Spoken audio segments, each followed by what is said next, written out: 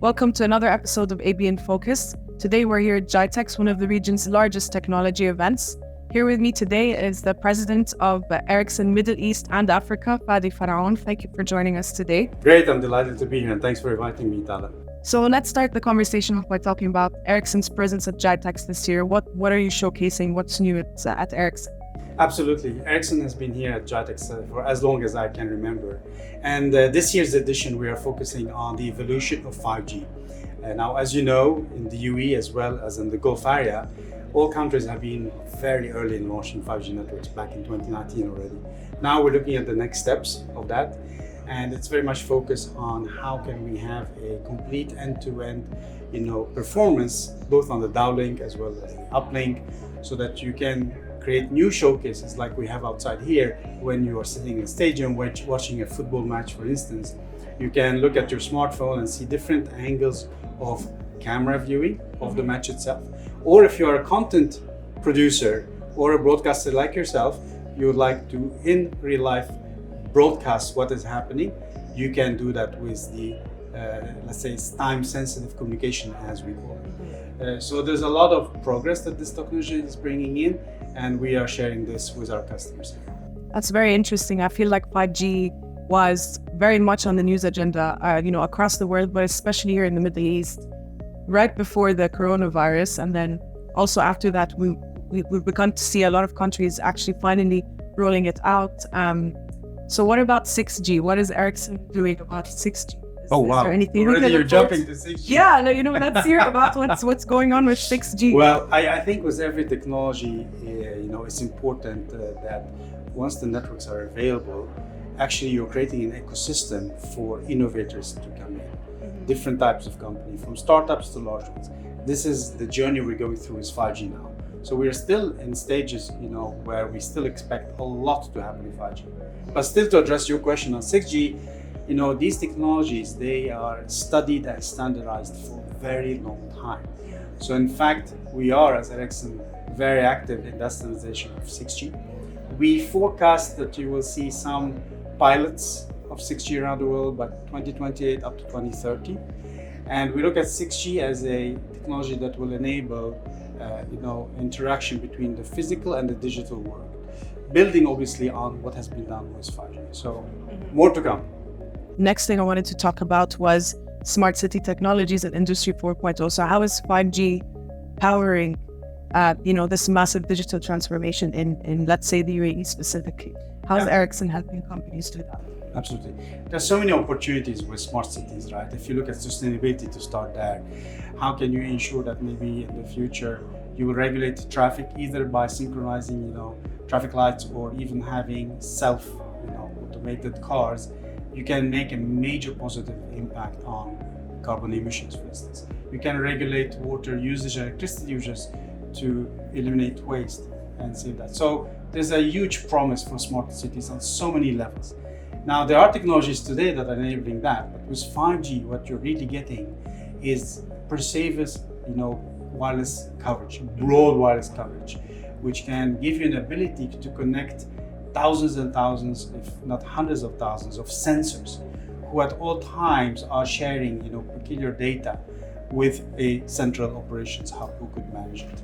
And also the ability for these sensors to work for a long time as well without needing to change their battery very often. So there are new parts of the standards that are coming in to enable exactly that. So from a consumer's point of view, I feel that consumers think about 5G as sort of the network on their phone and that it's going to be extremely fast. But I feel like a lot of people don't really understand the benefits enterprises can actually get from 5G now. So do you at Ericsson feel like that is something you also work on, is try to communicate how 5G can be useful? For sure. We work a lot with our customers who are the service providers. And together we are addressing this enormous enterprise opportunity. So what's happening? With 5G, you are in a position to be able to provide a different wireless setup than Wi-Fi. Let me give you an example. If you take a manufacturing plant today, you might need to have multiple Wi-Fi routers. They need to be reconfigured many times. there is a capacity limit typically to Wi-Fi. But when you have a private network, for instance, with 5G, there's a huge amount of capacity, which means you can introduce, again, very large number of sensors everywhere, that you can have a near real-time monitoring and regulation of your production environment. And this leads actually to proven productivity improvements. We have multiple studies done with car manufacturers, we have done studies with mining companies, we have done studies with sports. So we always see how, if you combine your business process logic with 5G connectivity, it enables you to really increase productivity and save costs. And we are today, you can say, in a bit of an educational and exploration mode as an industry to bring this up to the enterprise. But I want to also comment on the consumer part, because I think we honestly have not yet tapped into the full potential of 5G for consumer. That will happen once we will see devices that hopefully will take the shape of some cool glasses, and they will have a 5G chip into it.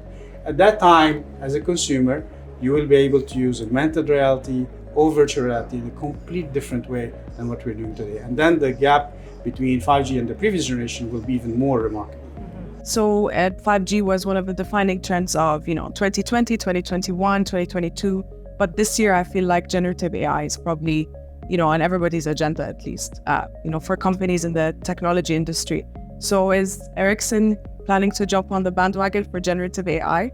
Well, we've already jumped. I would say Ericsson has started embedded AR software development a few years back. You can see that reflected in our portfolio today. So I'll give you a couple of examples. One is our newest radio generation that has AI embedded into it to look at energy saving potential, to look at interference between different cells and predict that. So there's already parts of the algorithms. You can go to the other part of our portfolio where we manage operations of the networks. There we're embedding AI in order to study what is happening, collect a lot of data, so machine learning as well, and start to preempt potential issues that the network will face. And hopefully with that preemptive approach gives our customers the opportunity to address them before they actually impact customer user experience. So all of this is done in order to really improve consumers and enterprise alike, the experience that they have when they are surfing these networks. Very interesting. And, with regards to sustainability, I'm sure Ericsson has a lot of things that they're doing to beef up their green credentials as well. So with COP28 on the horizon, and with the UAE government and a lot of companies in the private sector kind of trying to improve their, come up with more pledges, net zero pledges, and a lot of other sustainability initiatives. What is Ericsson doing in the run-up to COP28? We take sustainability very, very seriously, and we've actually pledged already a net zero ambition by 2040. But we have also milestones before that to ensure that we see the progress.